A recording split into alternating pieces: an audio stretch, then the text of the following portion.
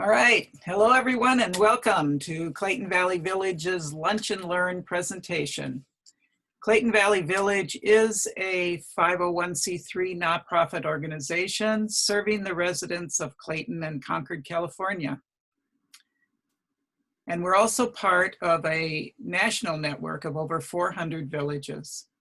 We provide social activities, educational programs, and volunteer services that support our members to stay active and independent in their own homes as they age.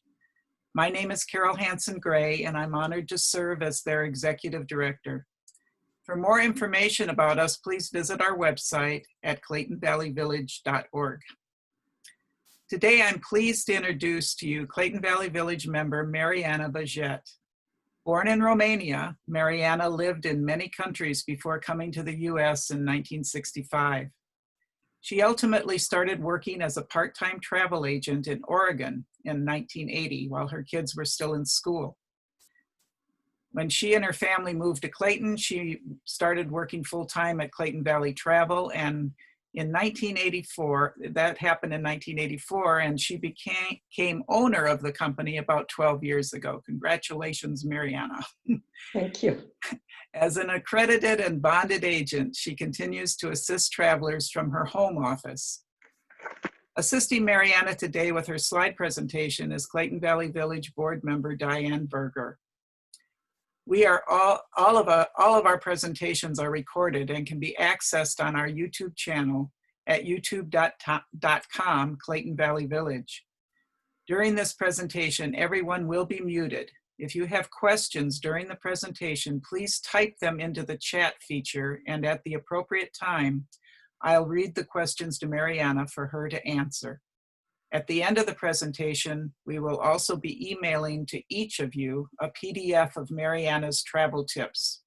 So sit back, enjoy, eat your lunch if you brought one, and enjoy. Mariana, I'm turning it over to you. Thank you, Carol. And thank you so much for helping me setting up this presentation. I could have never done it without you. And Diana, thank you for helping me with the slides. You're so welcome. Thank you. To me, traveling is one of the biggest pleasures and excitements in life. To be able to visit different countries, experience different culture, food, and visit all the fabulous sites. However, that said, as we get older, we have to be realistic about our expectation and recognize our limitations. We probably will no longer be able to walk up 150 steps in the Tower of London or walk up to the Tower of Pisa or the length of the Wall of China.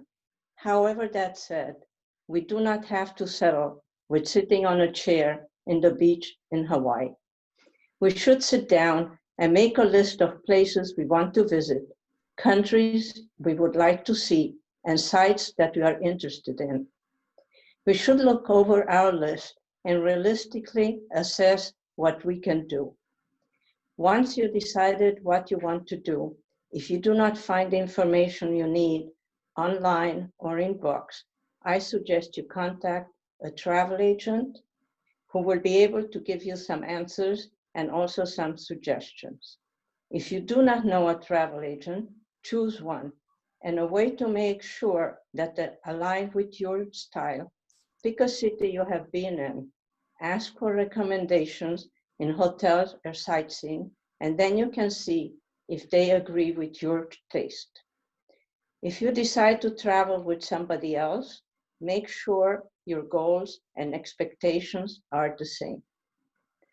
There are lots of cities in this world with great sites and easy access, like Madrid, Lisbon, Venice, Buenos Aires, Singapore, and many, many more. Any questions? Okay. Suggestions for city tours. No matter what city you pick, you should stay at least 4 nights, so that gives you 3 days of sightseeing. Avoid at all costs tours that take you every day to a different city. You will be exhausted in checking in and out of hotels every day, and you will never be able to enjoy the city you are in. Don't try to do too much and give yourself a chance to enjoy the sights and the city that you are visiting. Suggestion for cruises. Cruises are a good choice. I know a lot of you will say it is very boring to sit all day on a ship. However, there are great cruises where you are in different ports every second or third day. So you sightsee a lot and you rest a lot. Just remember, if you take a 10-hour tour, it is very, very exhausting. There are a lot of these cruises, like from Buenos Aires to San Francisco, from Venice to Rome, and many more. Any questions? Don't have any so far. Okay. Here are some rules for traveling. When you go overseas, remember you are a guest of that country. Whether you agree or not with their rules, you have to follow them and follow the regulations. Some countries are very, very strict, like throwing gum on the city in Singapore is punishable by prison. Some years back, a teenager went to Singapore, threw some gum on the city, and they took him to jail. His father, a big shot at Silicon Valley, went over with the lawyer to get the kid out of jail. He could not do that. And the kid spent 2 weeks in jail. And actually in Singapore, you can't even buy chewing gum anywhere in the city. This is also very important, that not taking pictures in churches or museums. Or if you go to a mosque, remember to take your shoes off and cover your head. And never argue with any of the rules. And never ever say, oh, in America, we do it this way. Airline travel. Another very important part of traveling is, of course, the airline travel. This, in the last 3 years, became very hard to plan and is getting more and more complicated. If you go on a tour or a cruise, I suggest going 1 or 2 days earlier, so you will be there on time if your flights are delayed. I also suggest taking a non-stop flight to your destination if they offer it. It will be more expensive, but it's really, really worth it. If you have to change planes, give yourself plenty of time, at least 3 to 4 hour connecting time. Even if the airline suggests a better connection, tell them you want 4 hours of layover. Any questions? Okay. The outbound flight. If you change planes in the United States, remember that you will have to change terminals from domestic to international. On the other hand, if you change planes overseas, you still have to change terminals, and you are in a strange country and probably don't know the language. So I would suggest that you change planes in the United States. On the return, changing planes overseas is easier. If you change planes in the US, you will have to pass customs and immigration, the first port of call, and you will have to change terminals. Also, this is important. If you bring in duty-free liquor, cigars, etc. in your carry-on, you will not be able to take it on your domestic flight. They would take it away from you. I would suggest changing planes overseas and then fly directly to your destinations. No matter what your flights are. Oh, I want to give you a story about this. I had a cruise to take to Venice, and my flight was delayed. We were checked in, the luggage was on board, we had boarding passes, everything, and it was delayed. So there were no other flight out for another 24 hours, and I called United because I'm a frequent flyer, see if I could do something, nothing. So talked to an agent, and was very, very nice and told him that we can do anything, but I have to be in Venice at a certain time. And he did find us flights. Were not too convenient. We had to go from San Francisco to New York, to London, to Venice, but we made it, and the luggage made it also. So no matter what happened, relax, be very flexible. If you don't get very upset if you miss your connection, and like I said, be very, very nice to the agent. Tell them very nicely that you're willing to do anything in order to get to your destination on time. Sometimes our travels have a lot of bumps, but at the end, they always work out, as you probably know. Okay. Now I would like, thanks Diane, now with your help, I would like to talk about a couple of cities which I think are really easy for us to visit. I think Venice is a perfect place to spend 4 or 5 days. It's north of Italy and it's on the Adriatic Sea. They have an interesting site. It is small, 2.5 square miles and flat. No cars are allowed, only boats, gondolas, barges are the only mode of transportation. There are water taxis and vaporettos, public boats. On the main section is the Piazza San Marco. The next slide, please. The main square in Venice, where you definitely have to have a cappuccino in one of the old cafes, like the Florian. Next slide, please. Which dates back to 1720. Also, at the piazza is the clock tower from the 15th century. The next slide, please. And the Basilica San Marco, which is a beautiful church with their famous horses. The story goes, if Venice loses the horses, they lose their independence. And so it happened when Napoleon occupied Venice. He took the horses to Paris, where they stayed for 20 years. From the piazza, you can walk over the Rialto Bridge and reach the markets with well-known fish markets and a lot of little souvenir shops where you will have a lot of fun looking around. You should also take a vaporetto to Murano. Next slide, please.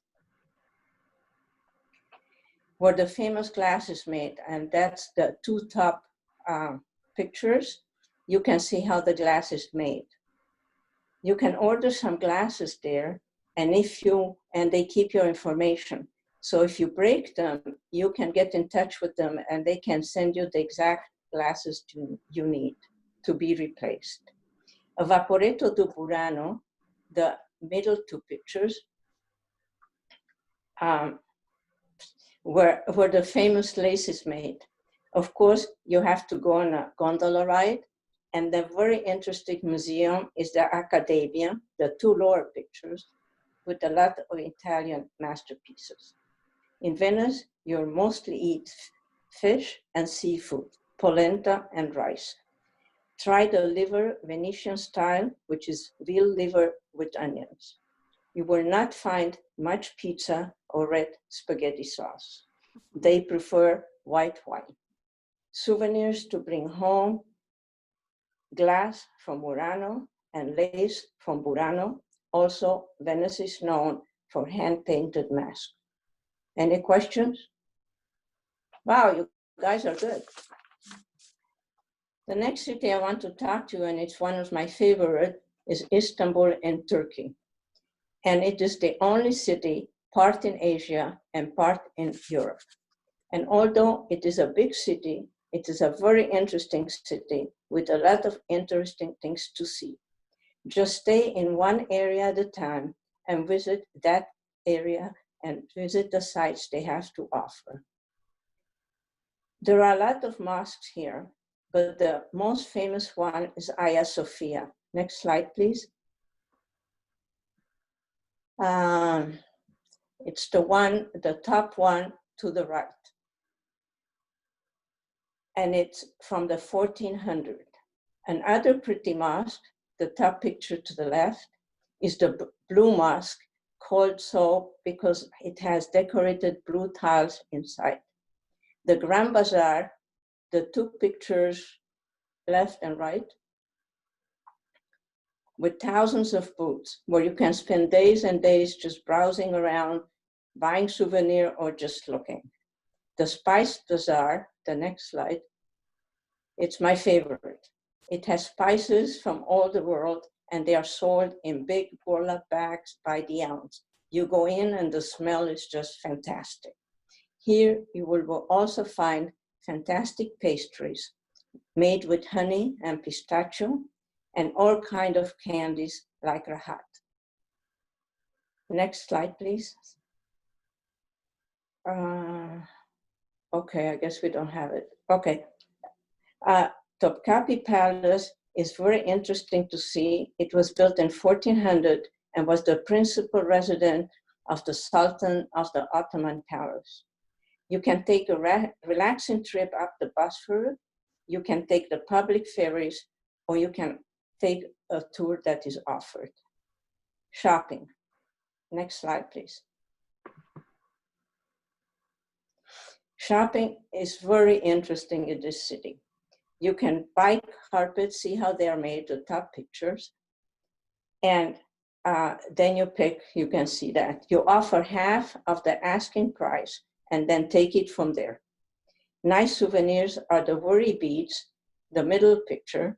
What you do, you tell your worries to the beads and then you don't have to worry anymore. The blue eye stones, lower right, is called the evil eye, and originally they were posted in the fields to scare the birds. Cuisine. Next slide. Very popular is fresh fish, mostly grilled or stewed. If you go under the Galata Bridge, they fish the sardines there and cook them for you immediately after. Eggplants in all forms, stuffed grapes, and called dolmas. Kebabs of all kinds, and of course, baklava. Slide 11, the next one. And my favorite, Turkish coffee, very strong and sweet, made in an ibrik. The alcoholic drink is the rakü, a clear anise-flavored spirit that turns cloudy when water is added. Any questions? Okay. Some suggestions that I found very useful in my travel. Passports. Always leave your passport in the hotel or cruise safe. Never take it with you. Make a photocopy and take that. The only people who can demand to see the passport is the police. If that happens, you can tell them to take you to your hotel or the ship and you can show them the original. You do need the original passport to change money. So I usually change money either at the airport or at the hotel. If you lose your passport, also if you have a copy, the US Embassy will give you a new one pretty fast. Remember, passports have to be valid for 6 months after the return date, not the departure, the return. So before you plan your trip, make sure to check your passport expiration. Credit cards. Always take 2 credit cards from 2 different banks. Make sure you check their transaction fees. Some cards don't charge any transaction fees, but others are pretty hefty. Make copies front and back, and the back has the phone number that you have to call in case you have a problem. Money. Exchange money at the airport upon arrival and get some small denomination. Take about 25 $5 bill or as many $10 bills from home and save them for trips for hotel, airport, etc. They will appreciate it even if it's in dollar and they can change it to their own denomination. If you go on a bus tour, at home make envelopes in dollars for the bus driver, the tour guide, etc. And then when you're done with your tour, you're all set with the tips. When you book your tour, ask suggestion for tips. Medicine. Take a list of your medicine and leave the pills in their original container. That way you have no problem when you pass security. Don't put them in those little boxes because security won't know what they are and they might not let you take them. Put your medicine in your carry-on and never in your checked luggage in case your luggage gets delayed. Insurance. Oh, I forgot, sorry. If you have any metal in your body, get a letter from your doctor so that you will have it. It's no problem with passing security. Insurance. I recommend, no matter what you are going on, where you're going on, always take out insurance to cover all your costs. The insurance has to be taken out 14 days after the deposit or payment to cover pre-existing conditions. Also, if cancel for any reason is offered, which is higher and it's more expensive, but it covers in case you change your mind or a virus shows up. So right now it would be very useful. I lost something about, I'm sorry, just a second, okay. When paying a restaurant bill, make sure to read carefully the charges. A lot of countries charge a service that can be as much as 35%. So just tip a token amount. I suggest to go to local restaurants and try local food. Skip the five-star restaurants. That filet mignon is going to be much better in a five-star restaurant in San Francisco. Before you leave, you can check the cities you go to and see what restaurant they suggest. And then when you get there, you can check with the concierge of the hotel and kind of decide what is you would like to do. The other thing, make copies of all your documents, tickets, passports, vouchers, insurance paper, and leave them all at home with somebody that you can reach in case you need it or you need some information that you can't find with you. And that is all I have. I hope you learned something for your next trip. And meanwhile, bon voyage and enjoy it. So let's open it up to anyone who might have some questions then. I don't have anything in the chat.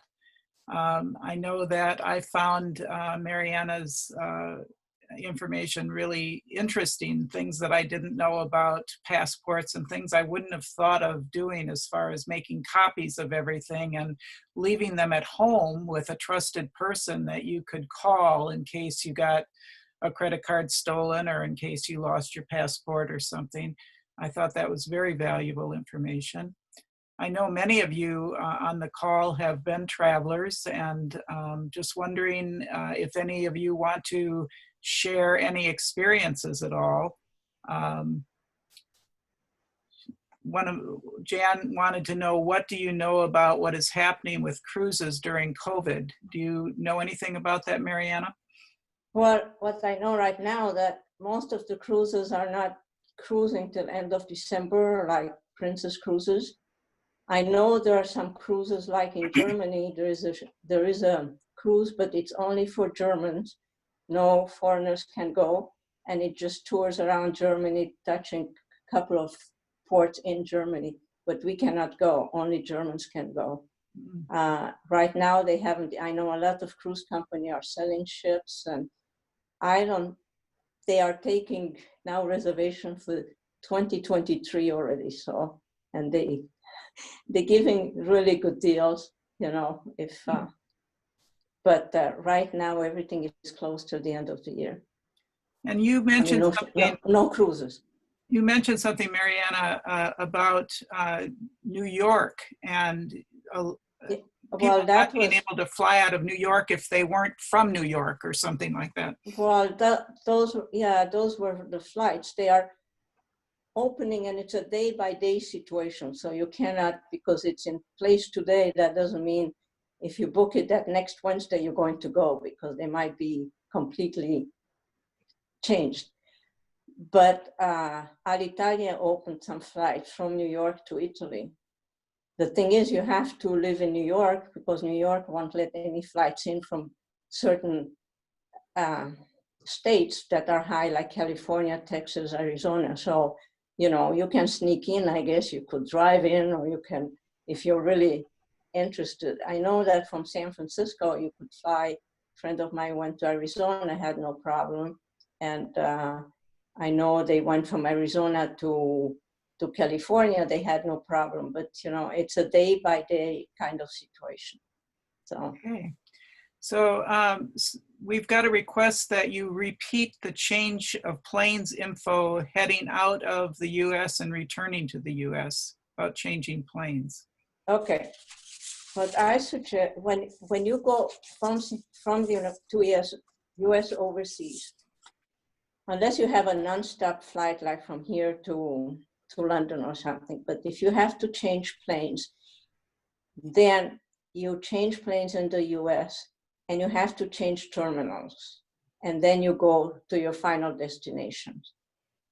So I would suggest to do that rather than go from here overseas, like just an example, go from here to Frankfurt, change planes, go to Venice, because you have to change terminals there also, and you don't know the language probably, you don't know the city, so it is harder. So I suggest that if you have to change planes, change in the United States. And I'm a firm believer to pay a higher price in the fare and go nonstop, go direct, go as easy as possible. Don't save money on the airline unless you go from here to Seattle or something like that.